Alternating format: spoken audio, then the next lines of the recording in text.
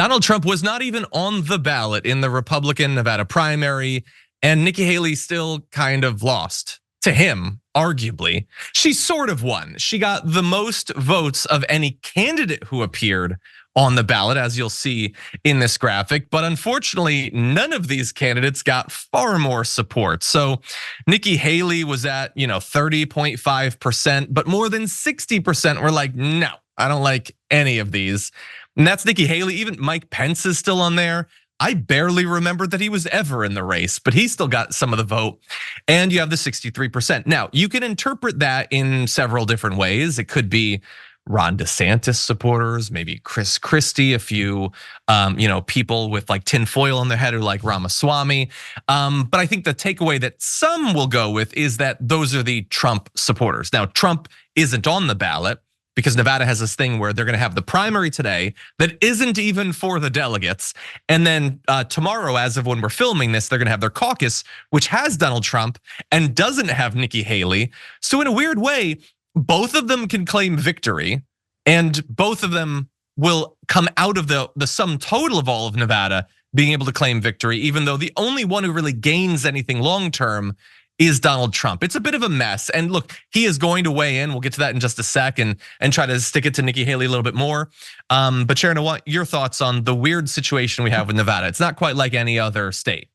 Well, it is weird and it is demoralizing if I'm on the ballot, but double people pick not you or any of these candidates. It's just embarrassing. And it is kind of, I think, it shows you where we are, the state of the country. Maybe it's just the state of Nevada, I don't know. But it seems to me like there's more to it. I'd like to see, and I don't know if there's any data on it. Did Mickey Mouse get any vote? Because you just never know. I want to know if these people got any other votes. But it is very demoralizing. I think that is the word for it. There goes the momentum, Nikki Haley. But we were already pretending that she was in the hunt. There was wishful thinking by some. It's just not going to happen. She's just hanging on, waiting for him to potentially be found guilty in some of these cases. I don't see Mickey Mouse on the list. It is possible that Mickey Mouse supporters voted for none of these candidates.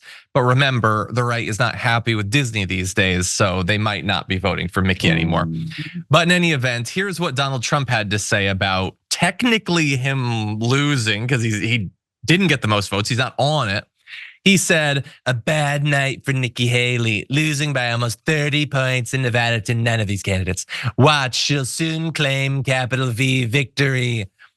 Well, she kind of can. She got more votes than any other individual candidate, I suppose. And look, he's gonna claim victory in the caucuses when Nikki Haley's not there. They're not going head to head. Both of them are gonna claim victory. Both of them avoided going head to head. It's so stupid. The next time, by the way, that they actually will go head to head is when the Republican version of the South Carolina primary happens, which isn't until the 24th of this month. So it's gonna take a little while.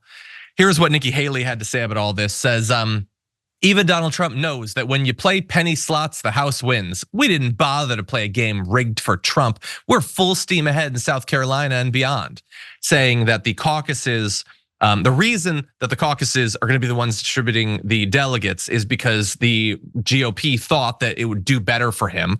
Only really devoted people show up to caucuses because of the time commitment. So Nevada was supposed to switch over to the primary. They decided to stick with their caucus to benefit Donald Trump. Multiple states have done this sort of thing. Donald Trump did not want to have a fair primary contest, so he put pressure on state officials to effectively, to some extent, rig the results in different states in his favor, which is definitely a sign of confidence, I think.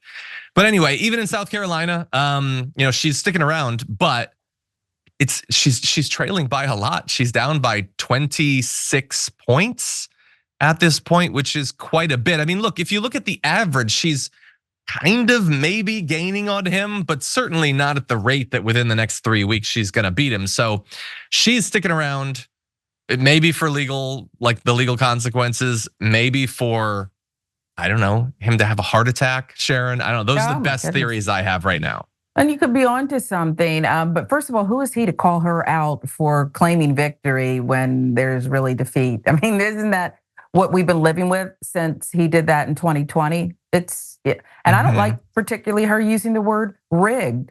and about not wanting to play the game and the rigged for Donald Trump. Because again, if you're the alternate choice and you're supposed to be above it, now it's okay. I guess you did lay out a case that it is rigged with the way they're doing business. They are the Republican Party, but I don't think she should use that word even. This is actually a pathetic. This is a pathetic exercise.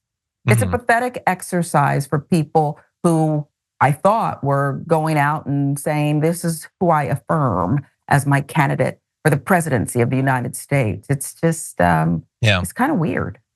It's it's like the fair where no one wins. One of those big animals.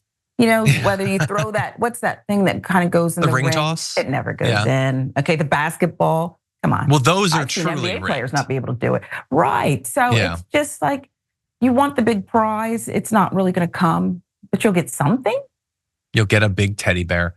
I look, I don't even like the use of the word rigged in this context. I shouldn't have even used it. I think that it should be something is rigged wherein it is still theoretically possible for the one side to prevail, but it's very, very difficult. And this is just, they chose the one they think he'll do better in. He'll win in either case. So I don't love the term either. It's thrown around by people to basically describe anything that could have an effect. And you're right about that. She didn't do the caucus against him because she thought she would lose. But if he had done the primary, she would have lost that. So she was gonna lose either way.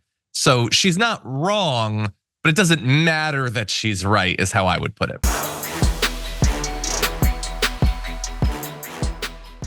For more political news, breakdowns, interviews, stories of activism, and me trying my hardest to care about the occasional big celebrity news story, subscribe to our YouTube channel at youtube.com/The Damage Report. And you can ring the bell wherever it is so you don't miss anything.